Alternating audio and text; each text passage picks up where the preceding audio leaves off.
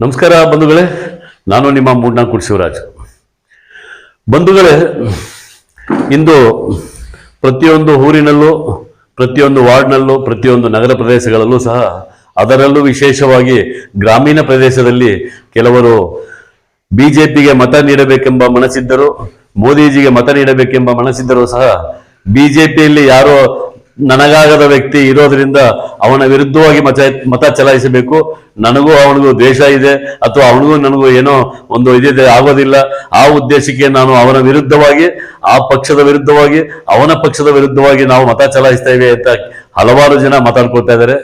ದಯವಿಟ್ಟು ನಿಮಗಾಗದವನು ಯಾವನೋ ಇದ್ರೆ ಅವನಿಗೋಸ್ಕರ ನೀವು ಯಾರದೋ ಕೋಪ ಯಾರದೋ ಮೇಲೆ ಬಿಟ್ಟ ಹಾಗೆ ಆಗ್ತದೆ. ಏನೋ ಹೇಳ್ತಾರಲ್ಲ ಗಾದೆ, ಅತ್ತೆ ಮೇಲಿನ ಕೋಪ ಏನೋ ಬೆಕ್ಕಿನ ಮೇಲೆ ಹೋಯ್ತು ಅಂತ.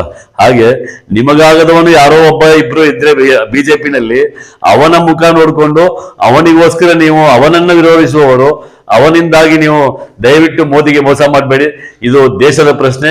ಯಾಕೆಂದ್ರೆ ನೀವಿಲ್ಲಿ ಬಿಜೆಪಿ ಎಂಬುದು ಇದು ಯಾರಪ್ಪನ ಸೊತ್ತಲ್ಲ, ಇದು ಯಾರಪ್ಪನ ಪಕ್ಷವೂ ಅಲ್ಲ, ಇದು ದೇಶದ 130 ಕೋಟಿ ಜನರ ಆಸ್ತಿ ಭಾರತೀಯ ಜನತಾ ಪಾರ್ಟಿ. ಆದ್ದರಿಂದ ಈ ಪಕ್ಷದ ಮೇಲೆ ಪ್ರತಿಯೊಬ್ಬರಿಗೂ ಹಕ್ಕಿದೆ, ಪ್ರತಿಯೊಬ್ಬರಿಗೂ ಪ್ರೀತಿ ಇದೆ. ಇಂತಹ ಪಕ್ಷವನ್ನ, ಇಂತಹ ಒಬ್ಬ ನಾಯಕನನ್ನ ನಾವು ಯಾವ ಕಾರಣಕ್ಕೂ ನಾವು ವಿರೋಧಿಸಬಾರದು. ಯಾಕೆಂದ್ರೆ ಒಂದು ಪಕ್ಷ ಅಂದ ಮೇಲೆ ಕೆಲವರು ಅವಿವೇಕಿಗಳು ಇರ್ತಾರೆ, ಕೆಲವು ಪುಡಾರಿಗಳು ಇರ್ತಾರೆ, ಒಬ್ಬೊಬ್ಬರದು ಒಳ್ಳೆಯವರು ಕೆಟ್ಟವರು ಎಲ್ಲರೂ ಇರ್ತಾರೆ. ಆದ್ರೆ ನಾವು ಕೆಟ್ಟವರನ್ನ ನೋಡಿ, ಯಾರು ಅವಿವೇಕಿಗಳನ್ನ ನೋಡಿ, ನಿಮಗಾಗದವರನ್ನ ವಿರೋಧಿಸಿ ನೀವು ಅವರಿಗೆ ವಿರುದ್ಧವಾಗಿ ಅಂದ್ರೆ ಮೋದಿಗೆ ವಿರುದ್ಧವಾಗಿ ದಯವಿಟ್ಟು ಮತ ಚಲಾಯಿಸಬೇಡಿ. ನೀವು ಯಾವುದೇ ಪಕ್ಷದಲ್ಲಾದರೂ ಇರಿ, ಕಾಂಗ್ರೆಸ್ನಲ್ಲಿರಿ ಅಥವಾ ಮತ್ತೊಂದು ಪಕ್ಷದಲ್ಲಿರಿ, ಎಲ್ಲಾದರೂ ಇರಿ, ನಿಮ್ಮ ಉದ್ದೇಶ ಏನಿದೆ ಅಂದ್ರೆ ಈ ದೇಶದ ಅಪ್ಪಟ ಜನನಾಯಕ ನರೇಂದ್ರ ಮೋದಿ ಅವರಿಗೆ ನಿಮ್ಮ ಮತ ನೀಡಬೇಕು.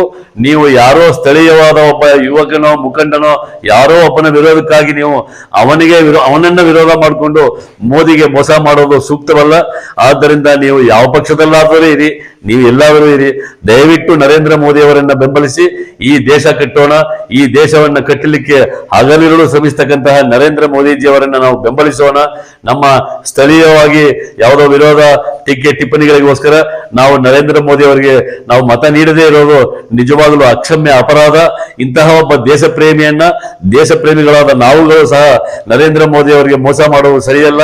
ಆದ್ದರಿಂದ ಪ್ರತಿಯೊಬ್ಬ ದೇಶ ಪ್ರೇಮಿಗಳು ಸಹ ನೀವು ನಿಮ್ಮ ವೈಯಕ್ತಿಕ ಕಾರಣಗಳಿಂದ ಆ ಪಕ್ಷ ಈ ಪಕ್ಷ ಅಂತ ಎಲ್ಲಾದರೂ ಇರಬಹುದು, ಆದರೆ ಲೋಕಸಭಾ ಚುನಾವಣೆಯ ದೃಷ್ಟಿಯಿಂದ, ಈ ದೇಶದ ದೃಷ್ಟಿಯಿಂದ, ನರೇಂದ್ರ ಮೋದಿ ಅವರ ಅಧಿಕಾರಕ್ಕೆ ಅವರು ಬರಬೇಕು ಅನ್ನೋ ದೃಷ್ಟಿಯಿಂದ, ಈ ದೇಶದ ಭದ್ರತೆಯ ದೃಷ್ಟಿಯಿಂದ, ಈ ದೇಶದ ಧರ್ಮದ ಉಳಿವಿನ ದೃಷ್ಟಿಯಿಂದ ದಯವಿಟ್ಟು ನೀವು ಯಾವ ಪಕ್ಷದಲ್ಲಾದರೂ ಇರಿ, ಆದರೆ ತಪ್ಪದೆ ನರೇಂದ್ರ ಮೋದಿ ಅವರಿಗೆ ಮತ ನೀಡಿ.